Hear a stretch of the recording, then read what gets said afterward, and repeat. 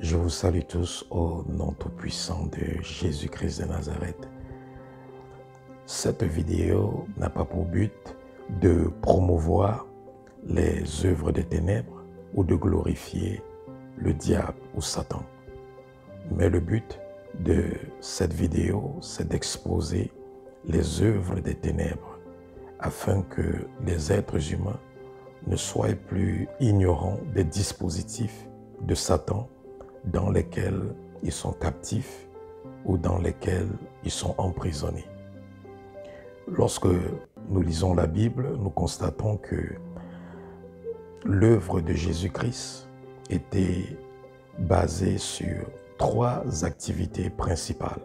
La première était la prédication ou l'enseignement de la parole de Dieu. La deuxième, c'était la délivrance. Et la troisième, c'était la guérison. Donc, un tiers du ministère de Jésus-Christ était seulement basé sur la délivrance. Parce que la délivrance est très importante, elle est nécessaire et elle est utile pour chaque enfant de Dieu. La Bible nous dit dans le livre du premier épître de Jean, chapitre 3, verset 8, que Jésus-Christ parut afin de détruire les œuvres du diable. Et le Seigneur s'est rassuré que Jésus-Christ puisse faire la délivrance parce que le Dieu qui nous a créés sait une chose, c'est que lorsqu'une personne n'est pas délivrée, il sera très difficile, voire même impossible pour cette personne d'accomplir le but pour lequel elle a été créée. Donc, suivez cette séance de délivrance jusqu'à la fin. Et après cette séance de délivrance, nous allons faire quelques commentaires et une étude de ce cas de délivrance. À tout de suite. Pourquoi tu veux la détruire? Pourquoi tu veux la détruire? Je t'ordonne de parler au nom de Jésus. Pourquoi tu veux la détruire? Le feu de Dieu, le feu du Saint-Esprit sur toi, le feu sur tout ton corps. Pourquoi tu veux la détruire? Parce qu'elle a une bénédiction pour tous ceux qui sont autour d'elle. Tous ceux qui sont autour d'elle, elle a une bénédiction pour eux. Je ne veux pas qu'elle puisse. C'est une femme riche. C'est une femme riche. Toi, c'est qui? Mais on a enterré sa richesse. Toi, tu es qui? On a enterré sa richesse. Elle ne peut pas avoir ça. Toi, tu es qui? Toi, tu es... On a enterré sa richesse. Pourquoi vous avez enterré sa richesse? Parce que la famille est pauvre. La famille est pauvre. Et elle veut sortir de cette famille pour élever la famille. Jamais. Jamais. Mais toi, c'est qui? Quel est ton nom? Tu es qui pour cette famille? Je suis le Dieu de cette famille. Et quel est ton nom, toi le Dieu de cette famille? Mon nom. Tu veux savoir mon nom? Tu veux savoir? Dis-moi ton nom au nom de Jésus. Le Dieu de cette famille-là. Ils connaissent le nom. Demande-leur, ils vont te dire. Ils m'ont mis dans la famille. Et je détruirai cette famille. Je détruirai cette famille. Quel est ton nom? Tu me donnes ton nom au nom de Jésus. Je n'ai pas de nom. Tu n'as pas de nom. Je n'ai pas de nom. Tu es seulement le Dieu de cette famille. Je suis le Dieu de cette famille. Qu'est-ce que tu as fait dans son mariage? Ah, mais la famille ne doit pas se marier. C'était le consensus signé. Qui a signé ce processus? Elle ne peut pas se marier. Qui a signé ce processus? C'est ses ancêtres. C'est ses ancêtres qui ont signé avec moi. Et ils m'ont uni. Ils m'ont uni. Je détruirai cette famille jusqu'à la dernière génération. Qu'est-ce que tu as fait à ces enfants? Je les ai possédés tous. Avec quoi? J'ai mis un esprit de colère dans le plus grand. Et sur les autres? D'assoupissement dans le second et la dernière pissolie chaque jour. C'est moi qui fais ça. C'est moi. C'est moi. Et qu'est-ce que tu as fait dans la vie de son mari? J'ai rendu son mari incrédule envers elle. Il ne la croit pas. Il ne croit rien à ce qu'elle fait. Pourtant, c'est une femme gentille et bénite. Mais son mari ne croit à rien de ce qu'elle dit, de ce qu'elle fait. Et c'est moi qui fais ça. Parce que les ancêtres m'ont uni. Oui, ils m'ont uni. Je détruirai cette famille-là. Qu'est-ce que tu as fait sur le ministère de son mari? Qu'est-ce que tu as fait sur le ministère de son mari? Le ministère de son mari, c'est un grand ministère.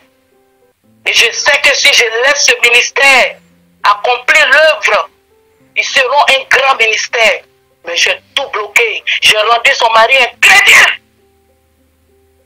Il ne voit rien. Il ne s'accuse pas. Tout ce qu'il fait, bon, même si c'est ce que je lui dis ce qu'il doit faire et il fait. Mais il est un serviteur de Dieu. Comment tu arrives à le faire? Il n'est pas... Il est un serviteur de Dieu, mais il ne fait pas. Il y a beaucoup de choses qu'il fait dans le secret. Qu'est-ce que toi tu veux de moi? Qu'est-ce que tu veux? Il fait quoi dans le secret? Ah! Je t'ordonne de parler au nom de Jésus. Qu'est-ce que tu as fait sur le ministère de cette femme? Sur son appel? J'ai pris tout ça. J'ai collecté toute son onction et je l'ai caché. Je l'ai caché. Elle est une femme puissante. Elle est une femme qui de prophétie, une femme de prière. Mais j'ai tout bloqué. J'ai tout caché. J'ai tout gardé. Pourquoi? Pourquoi? Et comment tu as pu garder ça alors qu'elle prie? Ses aïeux m'ont uni. Ils m'ont uni. Qu'est-ce que tu as fait dans son salon de coiffure? Pourquoi il n'y a plus la clientèle? Qu'est-ce que tu as fait dans ce salon de coiffure? Je lui montre souvent un rêve. De quoi elle rêve. Mais elle ignore les rêves. Et c'est dans ça que je rentre pour bloquer tout. Comment est-ce que tu rentres dans les rêves pour bloquer tout? Elle voit quelque chose dans les rêves. Et quand c'est là qu'elle est troublée, je viens et puis j'apaise ça. Et puis elle n'a plus le courage de prier. Et c'est comme ça que nous avons pris le temps de nous asseoir sur ce salon avec nos camarades d'ici. Nos camarades d'ici, nous sommes beaucoup. Combien? Tout. Mais il y a des temps qu'elle vient et elle arrache. Et c'est toi qui veux l'aider. Je te connais. C'est toi qui veux l'aider. Elle est la fille de Jésus-Christ de Nazareth. Et Jésus-Christ de Nazareth a décidé de délivrer sa fille aujourd'hui. Et c'est pour ça que ce Jésus-Christ m'a envoyé pour délivrer sa fille. Je ne suis rien, mais Jésus-Christ, c'est celui qui fait toutes choses. Je te commande maintenant de remettre tout ce que tu as volé dans sa vie. Remets son onction, remets ses grâces, remets tout ce que tu as pris dans la vie de son mari. Enlève tous les esprits que tu as lancés sur ses enfants maintenant. Et l'alliance que les ancêtres ont établie entre toi et leur famille par l'autorité divine du nom de Jésus-Christ, J'annule cette alliance maintenant avec le sang de Jésus. Je la fais sortir de cette alliance. Son corps, son âme et son esprit, ainsi que sa lignée familiale.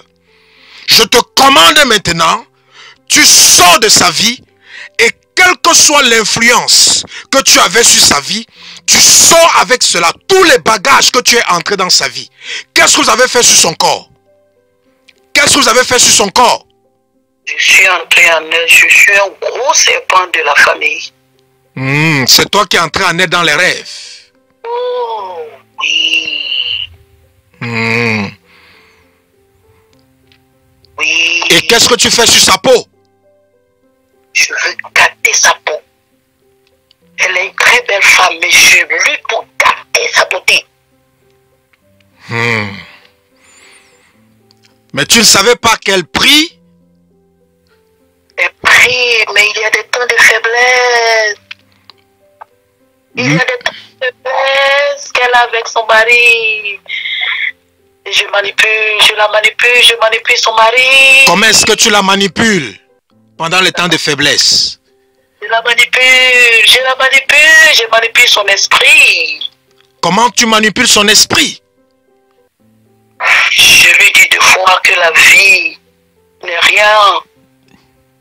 Elle a besoin de laisser son mari aller prendre un autre. Parce que ça a été signé depuis longtemps. Pas de mariage pour les femmes dans cette famille. Et les femmes doivent lutter comme un garçon. Le garçon ne doit pas être le mari. Elles sont déjà garçons.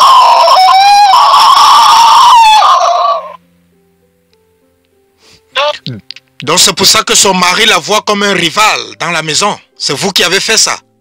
Oui, j'ai fait ça. Je fais ça. Personne, demande-lui. Personne dans la famille est marié. Elle est la seule qui veut relever le défi.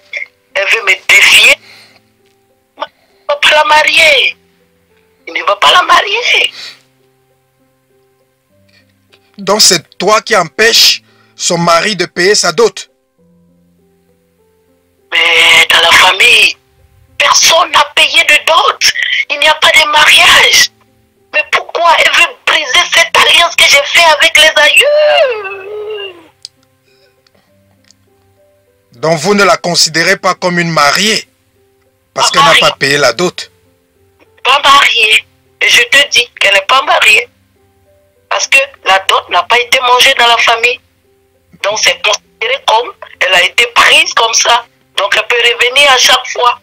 Mais elle a signé l'acte de mariage. Ils ont fait la bénédiction nuptiale à l'église. Oh! C'est un faux mariage. Mais tu ne savais pas qu'elle avait rendez-vous aujourd'hui pour être délivrée de toi? Je sais travailler en elle. C'est toi qui as fait qu'elle appelle Taha. Oh, elle a beaucoup prié pour ne pas que des clients rentrent aujourd'hui. Pour que vous ayez ce moment.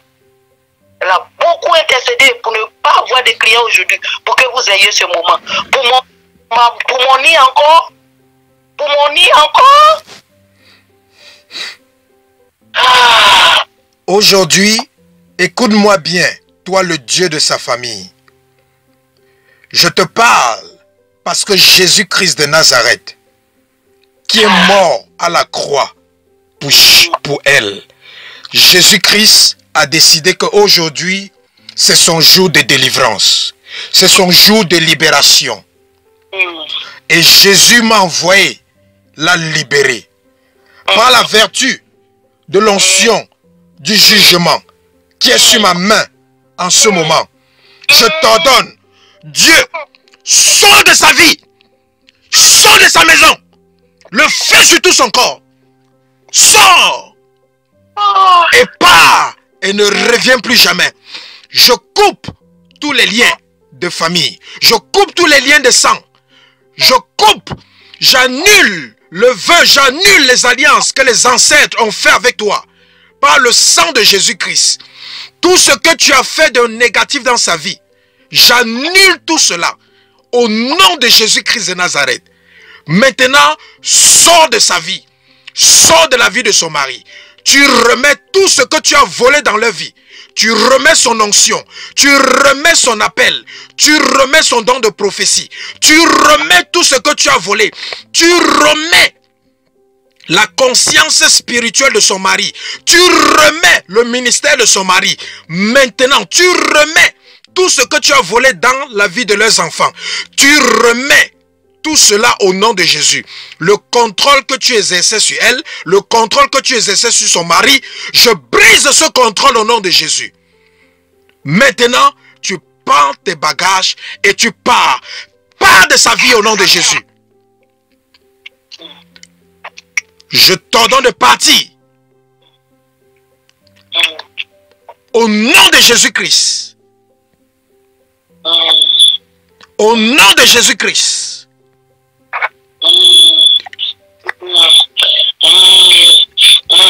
Sors. Sors de son corps. Allez. Tu pars. Tu pars. Tu pars. Jésus la libère. Aujourd'hui, c'est son jour de délivrance. Tu sors de son salon, tu sors de son business, tu sors de sa vie. Je t'ordonne de partir. Le feu sur tout ton corps. Le feu sur tout ton corps. Out in the name of Jesus. Come out. Come out. In the mighty name of Jesus. Sors de son corps.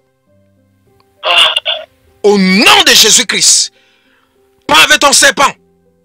Ce serpent sort de son corps. Ce serpent sort de son corps. Au nom de Jésus-Christ de Nazareth. Que son corps soit restauré. Quel que soit ce que ce serpent avait fait dans ton corps, je parle maintenant sur ton corps. La guérison, la restauration totale. Au nom de Jésus-Christ de Nazareth. Jésus. Au nom de Jésus. Comment vous vous sentez?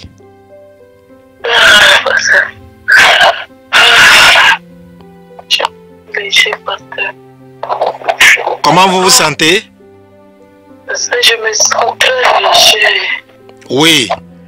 Le Seigneur t'a délivré. Il a délivré ton mariage. Il a délivré ton ministère. Il a délivré le ministère de ton mari. Il a délivré tes 3 enfants. Il a mis sur ton premier fils. Il a mis sur ton premier fils l'esprit de colère. Il a mis sur le deuxième enfant l'esprit d'assoupissement. Il a mis sur ta fille, le 3e enfant, les épisodes tout le temps. C'est vrai ou c'est faux? Voilà. Donc je te donne ces indices pour te donner la confirmation que Jésus t'a visité ce soir et que Jésus t'a guéri. Il a exposé le Dieu de ta famille qui a décidé que tu ne devais pas te marier. Et j'ai pu enregistrer ta délivrance et je vais te faire écouter ça pour que tu saches les détails par rapport à ce que cet esprit faisait dans ta vie. Alléluia. Et la raison pour laquelle il a l'emprise sur ton mariage, c'est parce qu'ils ont empêché ton mari de payer la dot. Parce que tant que ton mari ne paye pas la dot, spirituellement, votre mariage est illégal. Ils ont le droit de te ramener à la maison.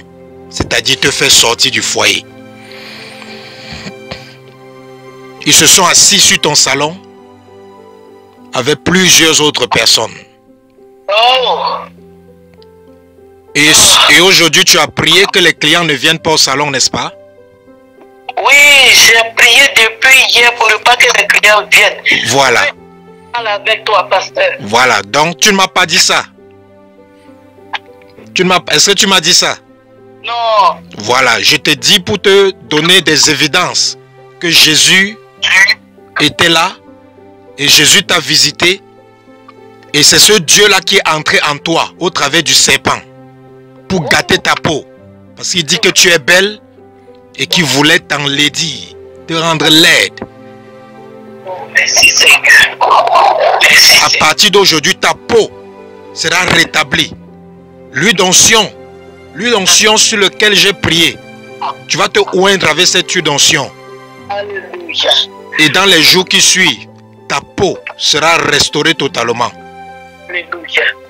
Ok, papa. Je te ferai écouter ta délivrance après, pour que toi-même tu saches de quoi tu souffrais et pour que tu saches ce qu'il y a d'autre à faire. Alors, nous sommes de retour après cette séance de délivrance. Sûrement, vous aviez été choqués par toutes les révélations qui ont été exposées concernant la captivité dans laquelle cette servante de Dieu se trouvait. En fait, il s'agissait d'une séance de délivrance d'une servante de Dieu appelée dans le domaine prophétique et qui est en couple aussi avec un serviteur de Dieu. Et j'ai noté certains points par rapport à cette séance de délivrance que j'aimerais juste commenter et apporter quelques analyses et quelques éclaircissements afin que ceux d'entre vous qui recherchent la délivrance ou qui ont un besoin de délivrance puissent bénéficier de ce partage. La première des choses ici, nous constatons que cette servante de Dieu venait d'une famille où un Dieu avait été établi. Et ce Dieu qui a été établi dans cette famille avait été établi avec les aïeux de cette famille. Et ce Dieu régnait dans cette famille. Et ce Dieu avait signé des contrats, avait signé des pactes avec cette famille. Et ce Dieu était un esprit qui avait l'autorité sur toute personne venant de cette famille. Et elle était combattue par cet esprit principalement parce que l'œuvre de Dieu à laquelle elle est appelée était vraiment une offense ou une violation des pactes qui avaient été établis entre ce Dieu et les aïeux de sa famille concernant toute la postérité de cette famille.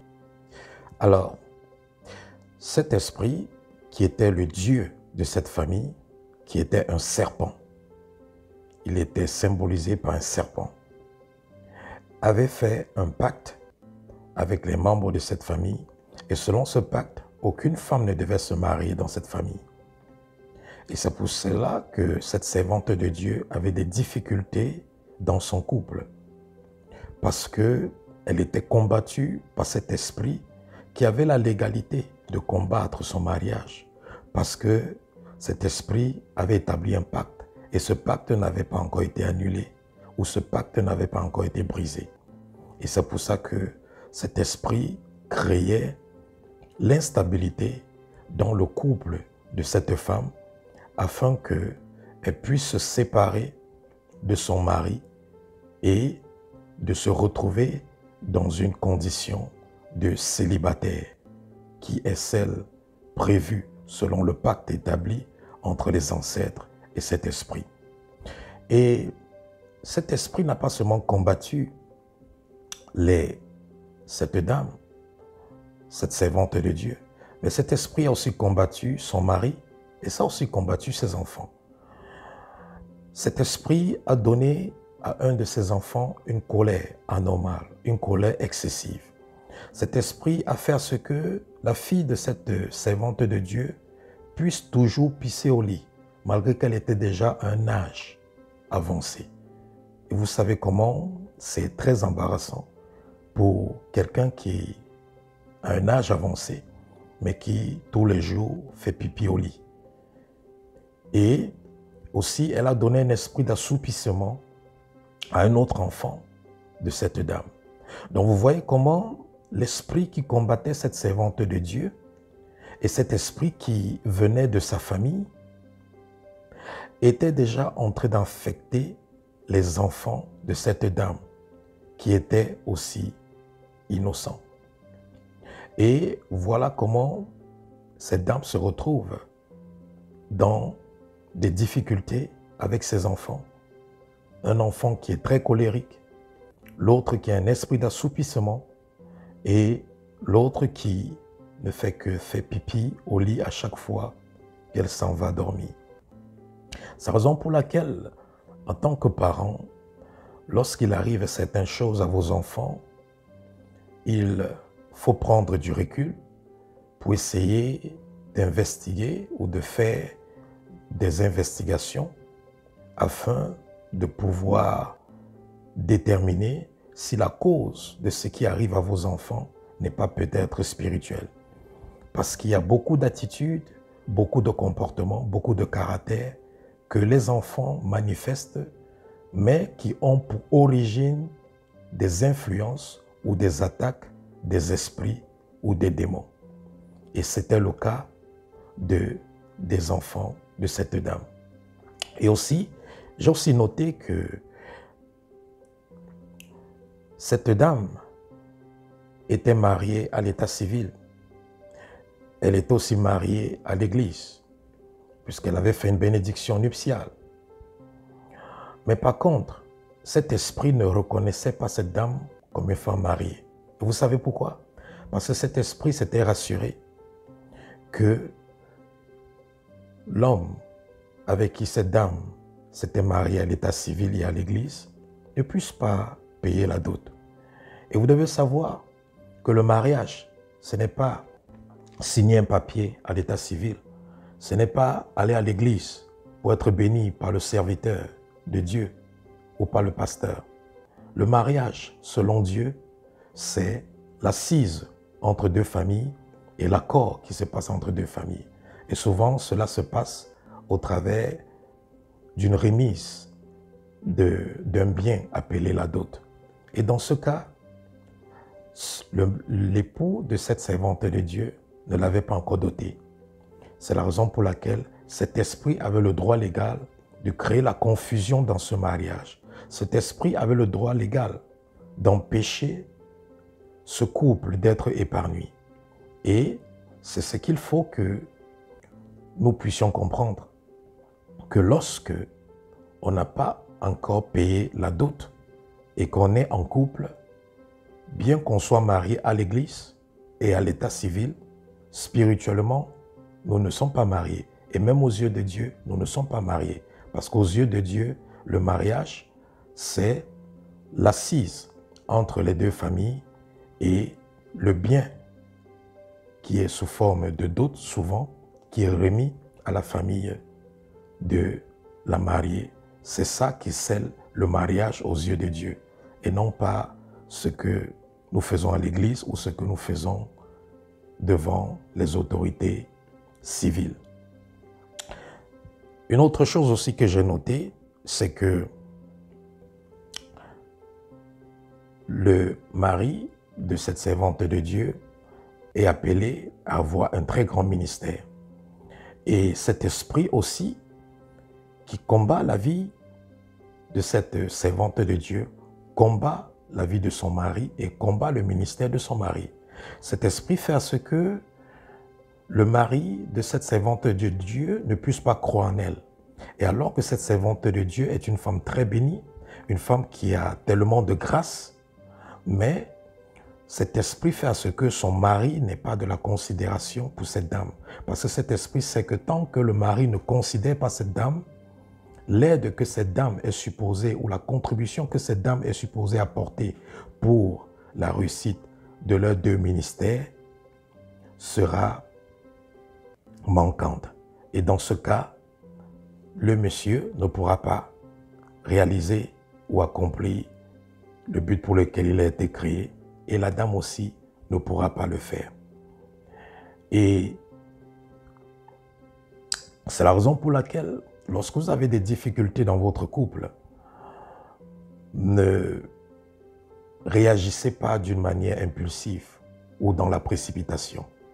Prenez du recul, prenez du temps d'essayer de faire des investigations, prenez du temps d'essayer de prier, chercher la face de Dieu, interroger Dieu sur l'origine de ce problème.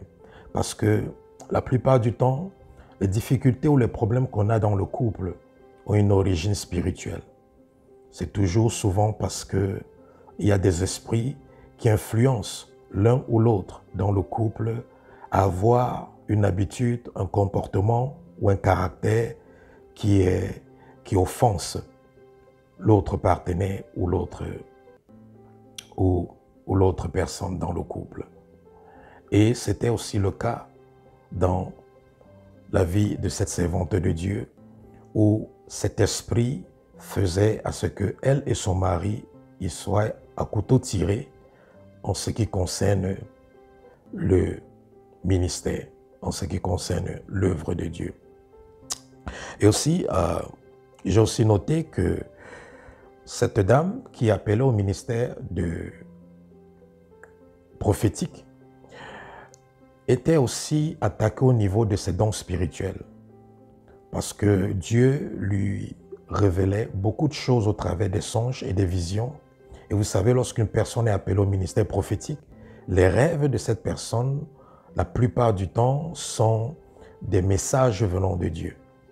Et cet esprit, ce Dieu qui régnait dans la famille de cette prophétesse, faisait à ce que lorsqu'elle recevait des visions, qu'elle recevait des révélations de Dieu, cet esprit venait faire ce qu'elle puisse oublier cela. Et lorsqu'elle se levait le matin, elle savait qu'elle avait rêvé de quelque chose de très important, mais elle n'arrivait plus à se souvenir de cela. Pourquoi? Parce que ce démon, cette principauté qui contrôlait sa famille, était déjà venu effacer ses rêves. C'est la raison pour laquelle vous devez savoir que lorsque vous dormez et vous vous levez le matin, vous ne vous rappelez pas de vos rêves. Ne prenez pas ça à la légère. Ne négligez pas cela. Sachez qu'il y a une activité satanique qui se passe dans votre vie. Parce que lorsqu'une personne dort, cette personne est supposée rêver. Et lorsqu'une personne rêve, elle est supposée se souvenir de son rêve à son réveil. Mais lorsqu'à votre réveil, vous ne vous souvenez pas de votre rêve, sachez que vous êtes attaqué spirituellement au niveau de votre vie de rêve et que vous avez besoin, sans doute, de délivrance. J'ai aussi noté que cet esprit aussi rendait le mari de cette prophétesse incrédule et aussi aveugle. Et que cet esprit manipulait le mari de cette prophétesse afin que le mari de cette prophétesse ne puisse pas faire ce que Dieu voulait qu'il fasse.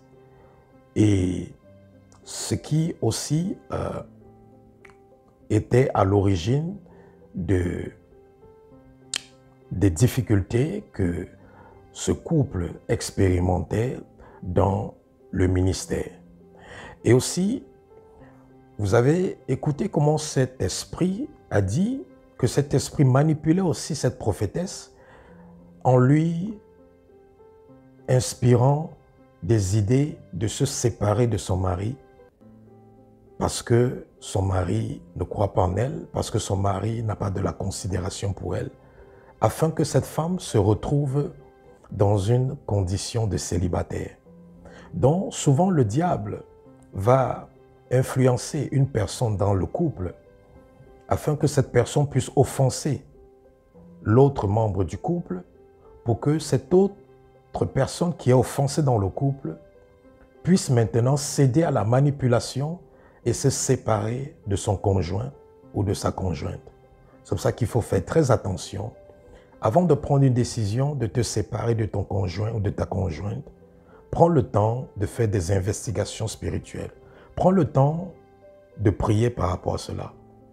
Prends le temps d'interroger Dieu sur l'origine ou sur les causes de la situation dans laquelle tu te trouves dans ton couple.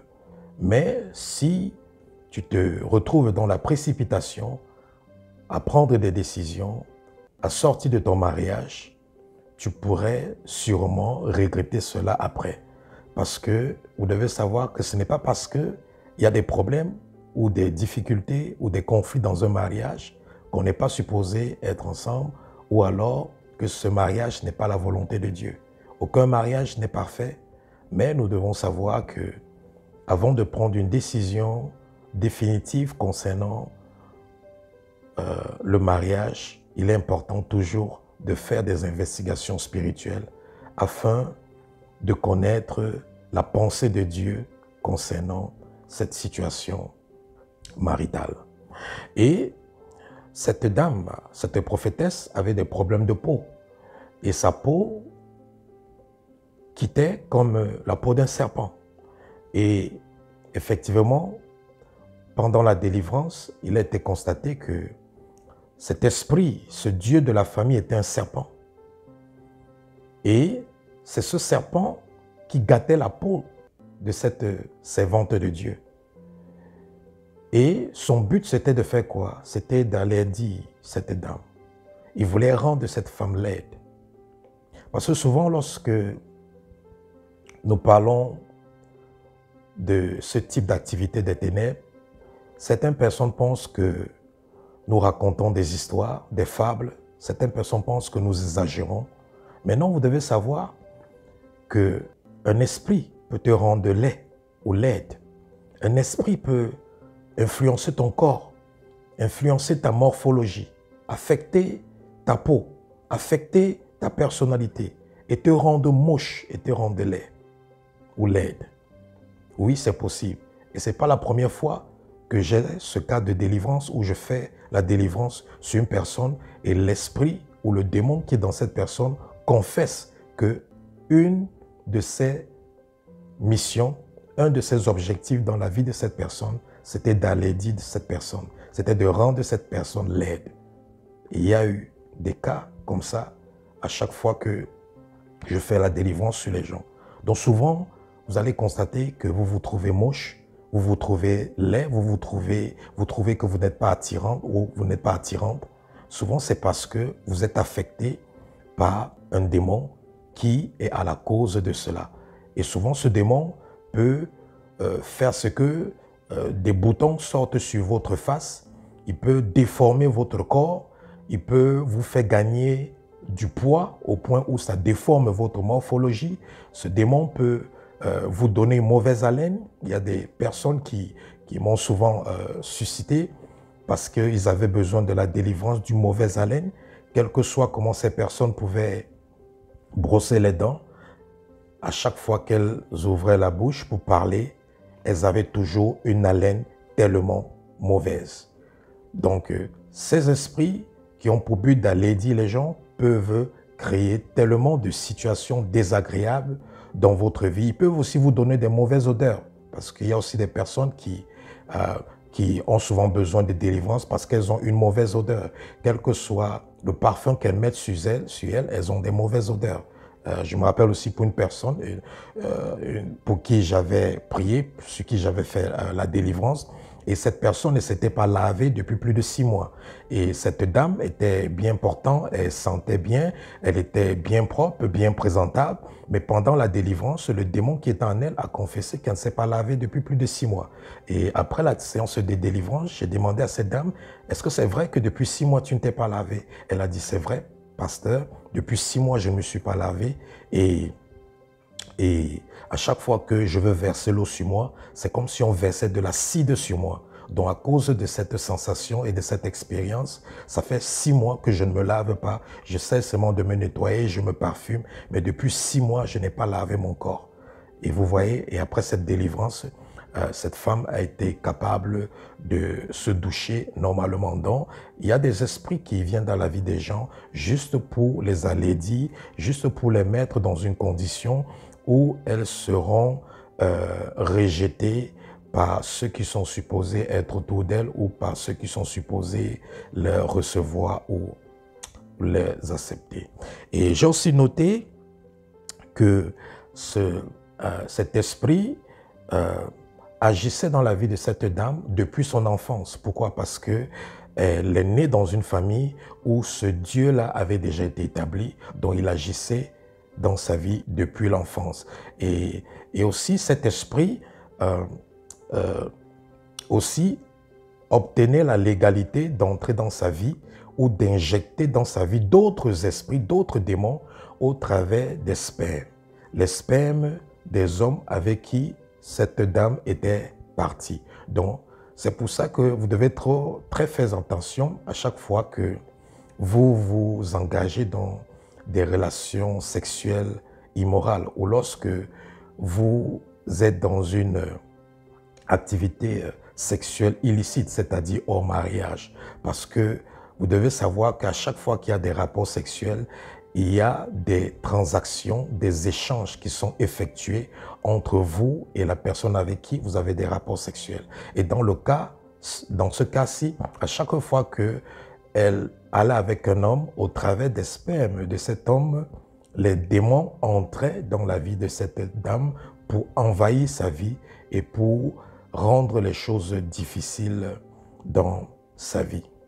Et aussi, cette dame est une Joseph de sa famille. C'est-à-dire, elle est une personne choisie par Dieu pour élever cette famille, pour briser les limitations dans cette famille. Et vous avez écouté comment cet esprit ne voulait pas que cette dame puisse faire sortir sa famille de la pauvreté. Parce que c'est une dame très bénie, c'est une dame très talentueuse, c'est une dame ointe par Dieu et c'est une dame qui a aussi des affaires.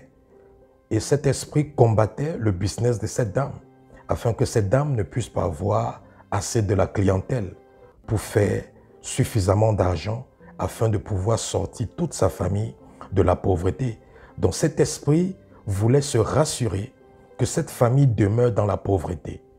Mais puisque Dieu voulait utiliser cette servante de Dieu en la bénissant, en l'élevant, afin qu'elle puisse briser toutes les limitations financières, toutes les limitations de la pauvreté qui étaient établies sur cette famille, cet esprit s'est dressé contre elle, s'est dressé contre ses affaires, s'est dressé contre son business.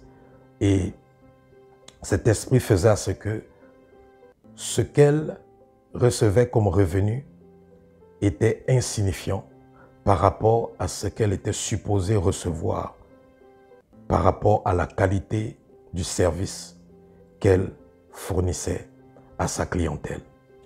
Et pour finir, cet esprit a dit que souvent, cette dame venait arracher les choses que eux, dans le monde des ténèbres, ils avaient détournées dans sa vie et qu'ils étaient nombreux pour combattre cette dame. Parce que cet esprit était comme la principauté, comme l'esprit qui était établi sur la famille. Mais cet esprit travaillait avec plusieurs autres démons qui travaillaient en équipe avec elle pour affliger spirituellement, oppresser spirituellement toute cette famille. Et souvent, lorsque cette dame était en feu dans la prière, elle était capable de récupérer certaines bénédictions, certaines grâces, certaines de ces étoiles qui avaient été détournées dans le monde des ténèbres par cet esprit et tous ces alcooliques. Mais ils disent aussi que souvent, il la fatiguait aussi en la décourageant et lorsqu'elle baissait les bras, ils étaient capables d'avoir encore le dessus sur sa vie. C'est la raison pour laquelle vous devez savoir que lorsque vous êtes dans le combat spirituel, il ne faut jamais vous décourager, il ne faut jamais vous fatiguer. Vous devez combattre jusqu'à ce que vous puissiez obtenir la victoire finale, la victoire complète. Tant que vous n'obtenez pas la victoire finale, la victoire complète, ne vous découragez pas, ne vous lassez pas. Il faut être persévérant, il faut être consistant. Parce que le diable, souvent, joue sur le fait que nous ne sommes pas persévérants, nous ne sommes pas consistants. Et lorsque nous arrivons à récupérer certaines de nos bénédictions qu'il avait détournées, il est capable encore de venir les voler à nouveau. Donc, à chaque fois que vous êtes face à des échéances spirituelles difficiles dans votre vie, dans votre foyer, dans votre carrière, dans votre ministère, quand vous vous engagez dans le combat spirituel, combattez jusqu'à l'obtention de la victoire finale. Je vais m'arrêter là, mais il y a encore beaucoup à dire par rapport à ce cas de délivrance, mais j'espère que le peu que nous avons pu partager pourra être bénéfique pour toute personne qui me suit en ce moment et qui a sûrement l'impression qu'elle est dans le besoin d'une délivrance.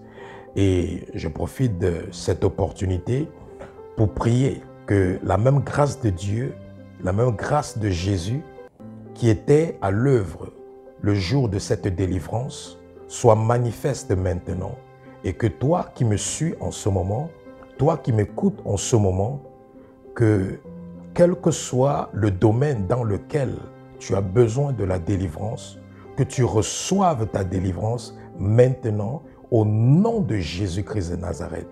Que toute oppression du monde des ténèbres sur ta vie en ce moment soit nulle et sans effet au nom de Jésus. Que toute alliance, tout contrat, tout pacte avec le monde des ténèbres dans lequel tu te retrouves, consciemment ou inconsciemment, soit brisé par la puissance du sang de Jésus au nom tout-puissant de Jésus-Christ.